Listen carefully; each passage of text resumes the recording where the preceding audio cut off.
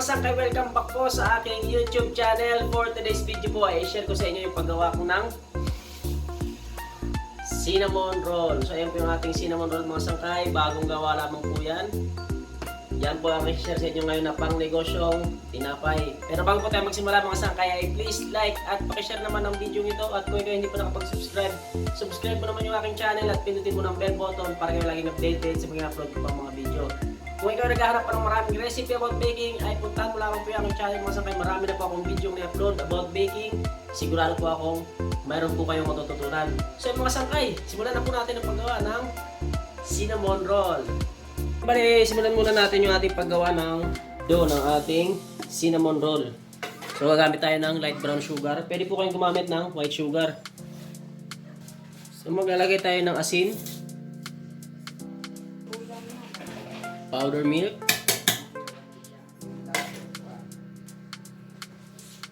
at maglalagay ako ng vanilla, dalawang takip, or pwede kayo maglagay ng 2 tablespoon.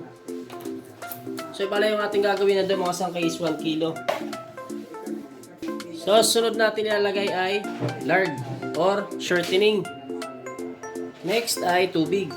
So pag nalagay nyo na yung mga nabanggit kong ingredients ay tutunawin muna natin yung ating asukal at saka yung asin bago natin ilagay yung ating harina. Ayan, bali pag natunaw nyo na yung inyong asukal at saka yung asin, saka nyo ilagay yung inyong harina.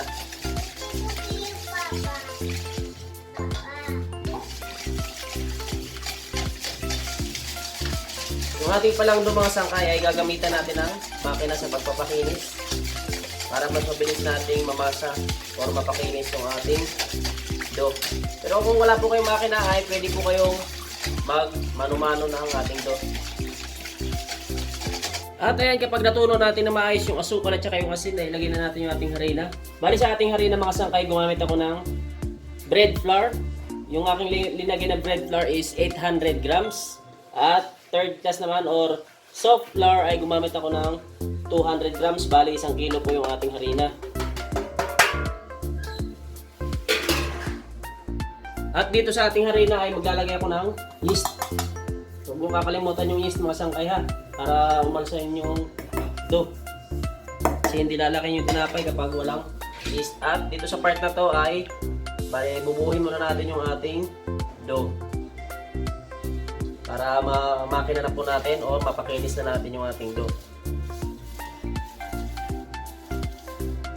So bali ito yung ating dough mga sangkay. Kung papansin nyo, yan, ganyan lang kalambot yung ating dough. Yan, dahil mamakinahin po natin yan para hindi siya sobrang lambot at hindi tayo mahirapan sa ating pagmamakina. Dahil kapag sobrang lambot po ay mahihirapan tayo sa ating pagmamakina.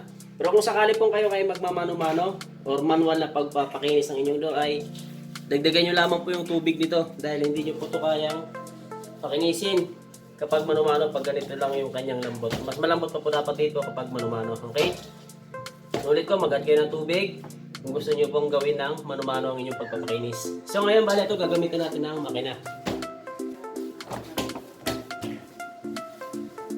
So bali, kailangan mo natin timbangin yung ating cinnamon. Bali, 280 grams ng isang baston at 10 putol o 10 cut po yung ating isang baston. Ngayon po, isang baston natin is 280 grams at bawat baston ay mayroong 10 putol. Bali, kada putol natin ay meron tayong 28 grams.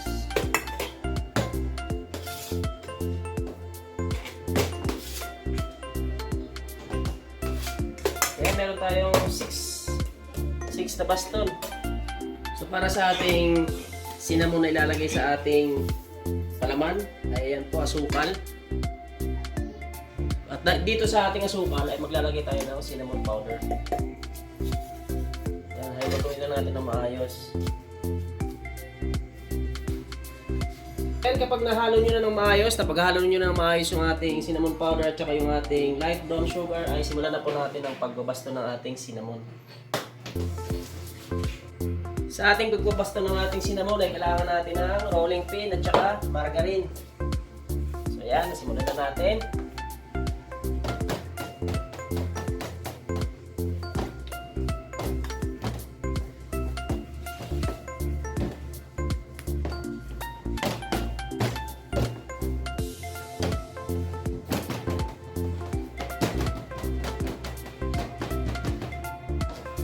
kapag na panipis nyo lang inyong dough ay lagyan lamang ng margarine.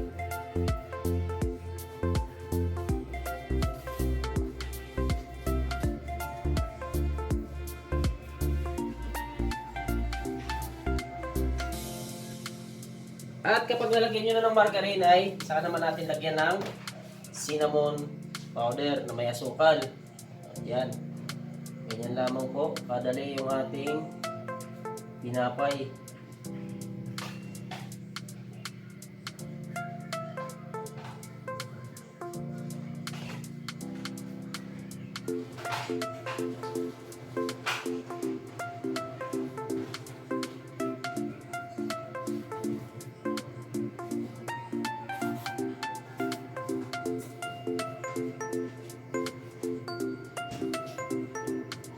At kapag nalagyan nyo na ng cinnamon, pagka palamanan nyo na ay saka naman natin ngayon i-roll. Roll lang natin.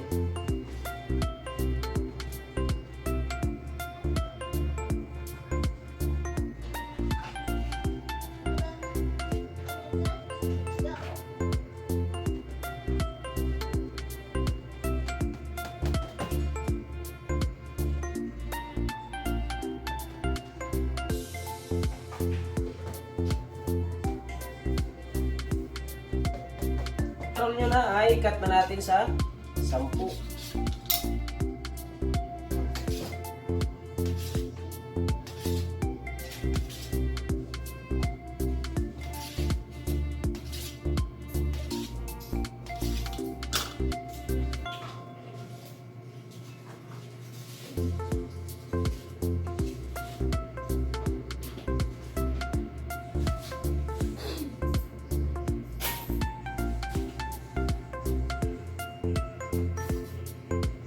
At pwede na pala nating ilagay diretso sa ating tray. Subali yung ating tray, ipapahiran natin ng margarine para hindi dumikit yung ating tinapay dito sa ating tray na paglalagyan. Margarine, mga sangkay yung aking pinahin ha.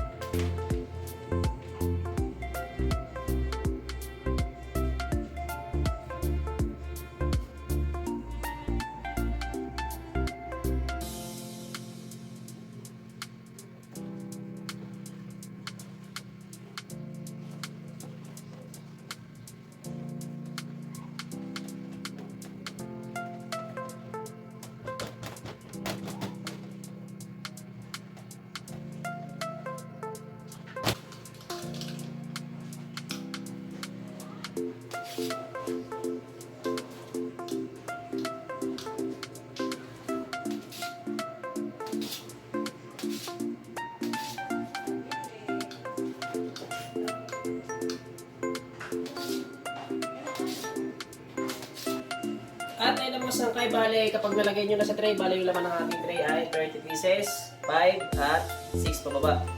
Ayan. Bale huwag nyo kakalimutan paansahin bago nyo isa lang, okay? Palalakihin muna natin.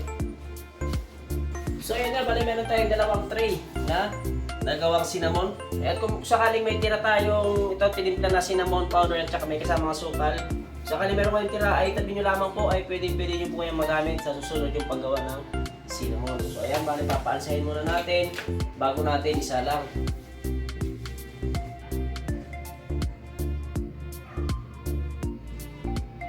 So 1 hour and 13 minutes nating pinahinga yung ating cinnamon roll mga sangkaya na po. Ganyan na po siya kalalaki ngayon. Nulit ko, 1 oras at kalahati po natin siyang inalsa. So ngayon, isasalang na po natin yun yung ating cinnamon roll.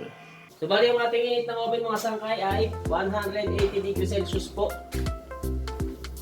At gagamit tayo ng katamtaman lakas ng apoy. So bali-abangan na lamang po natin kung ilang minuto natin ilutuin.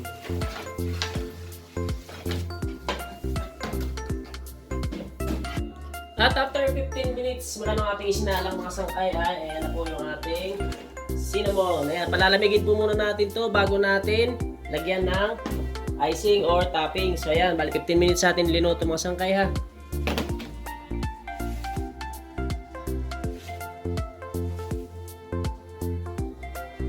So, ayan na po yung ating naluto na cinnamon roll. Pagkatapos natin maluto ay palamigin muna natin bago natin lagyan ng icing or toppings. 15 minutes po nating linuto yung ating cinnamon roll. For ito mga sangkay ay malamig na yung ating linuto na cinnamon roll. Bali, nililipat na muna natin ang lagayan bago natin lagyan ng toppings or icing.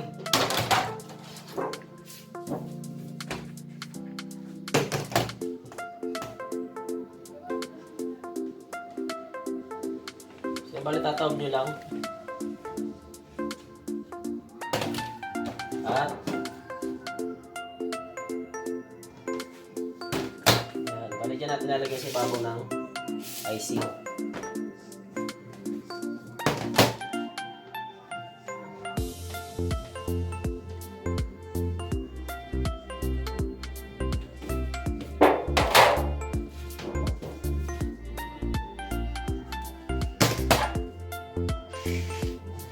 At ang ating next step ay gagawa na tayo ng ating pang toppings. Yan, kung makikita nyo sa ating mangkok ay meron tayong butter.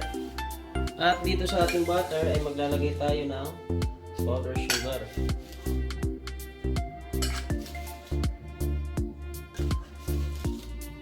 Yan. At ang sunod nating ilalagay ay evap milk. Hahaluin lang natin ito.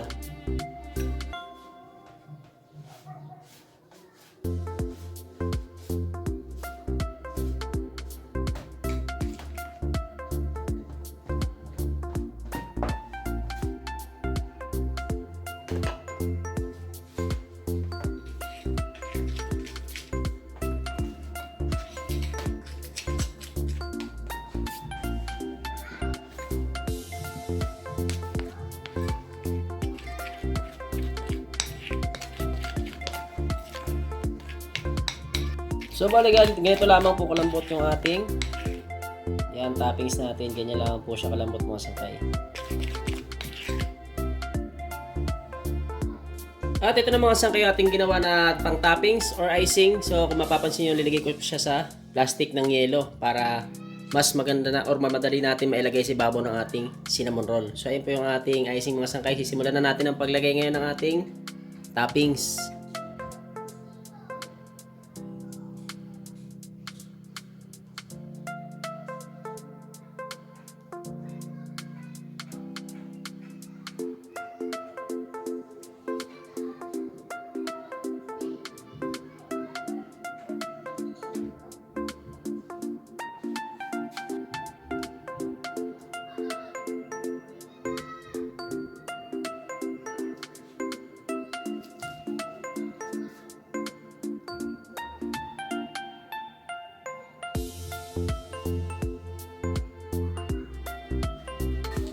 At ayan na po yung ating finished product ng ating cinnamon roll mga sangkay. So, don't forget to like and share na po ng video ito. At kung ikaw hindi pa nakapag-subscribe, subscribe mo lang po yung aking channel. Pindutin mo ng bell button para kayo laging updated sa mga upload ko pang mga video. So mga sangkay, see you on my next video.